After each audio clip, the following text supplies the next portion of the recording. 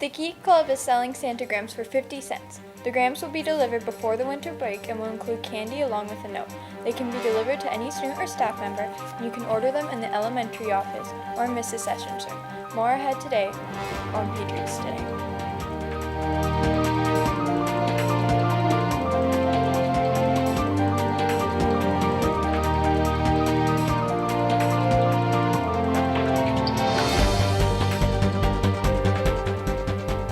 Good morning, I'm Malika Rajapaksa.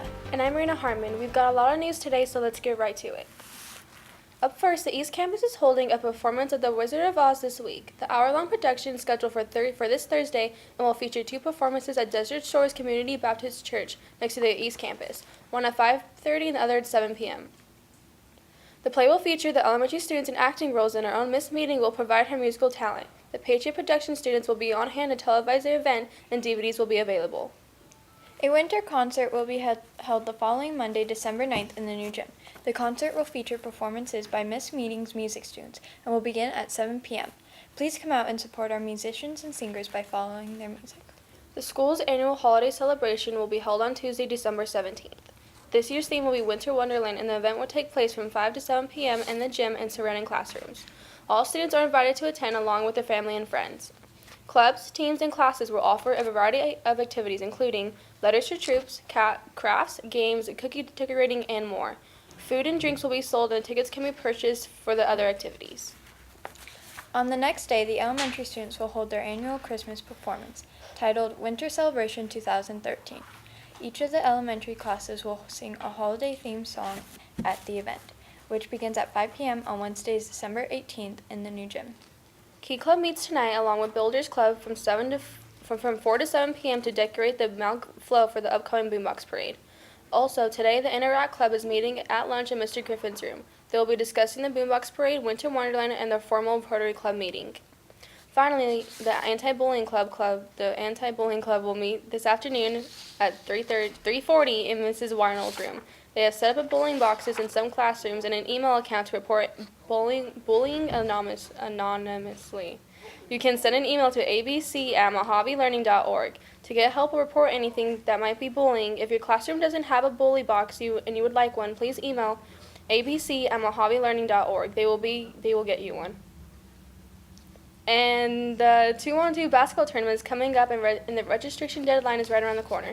Dan Willett will have more on that just ahead on sports, but first, here's a look at today in history.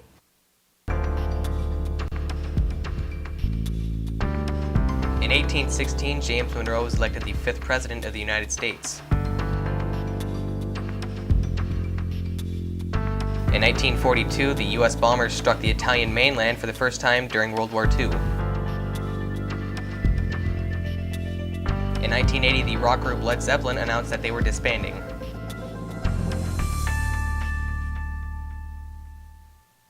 We're back with the sports report, and joining us on set is Dan Willett. So Dan, I hear that this last week to register for the 2-on-2 basketball tournament. That's right, Raina, and I've got all the details for you. But first, a quick report on the red and white games from 2 nights ago. The first basketball event in the new gym took place Monday evening with a set of red and white games played by the high school varsity teams. Both teams split into two and donned either a home or away jerseys to face each other on the court. The games were played with 2-minute halves, and both squads got to show off their talent along with the new uniforms. They're on the road to Orem this Friday.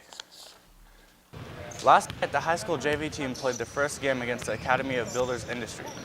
The home game was well attended by Malk students and supporters as the JV Patriots played strong against the Builders Academy squad. Final score at Patriots win, 38-20. Mr. Griffin and Mr. Ferger are hosting a 2-on-2 basketball tournament for the next week for high school. And you'd better sign up fast if you haven't already done so. The entry form for your team has to be turned in to either teacher by this Thursday, no later than 11:30 a.m. If you don't already have an entry form, see Mr. Griffin. The tournament will be played next Tuesday through Thursday at 7 a.m. in the gym. Teams can be made up of Malk High School students and staff, with only one staff member on a Patriots team member or on a team. The brackets for the double elimination tournament will be posted on Monday in the high school classrooms. Spring is still a while away, but there's a 3-time state champion softball team isn't resting on their laurels. Mrs. Weiler is hosting an open weight room on Tuesdays and Thursdays for any girl who's interested in playing softball this year. The weight room will be open 3:30 to 5 on those days. And that's your sports report, and I'm Dan Willett. Thank you, Dan, and we'll be back with the news right after today's lunch menu.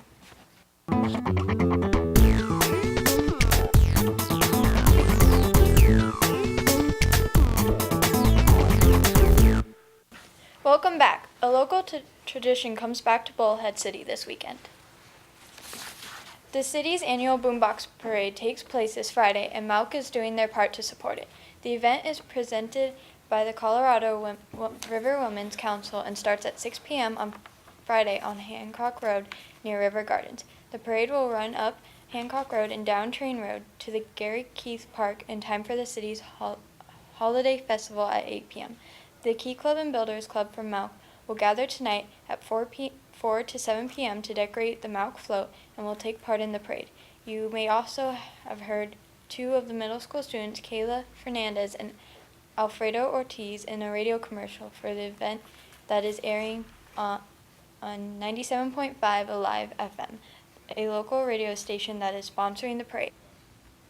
A Hollywood actor died in a horrific car accident along with his business partner on Saturday. Paul Walker, famous for his Fast and Furious movies, was riding along in a Porsche when the driver, Roger Rodez, lost control of the vehicle and slammed into a light pole, killing them both. The two are co-owners of an auto shop and were believed to be test driving the vehicle to troubleshoot a problem when the accident occurred. Mechanical failure in the power steering appears to be responsible for the loss of the control, although authorities also indicate that excessive speed was a factor. And that's your news. Here's your word of the day.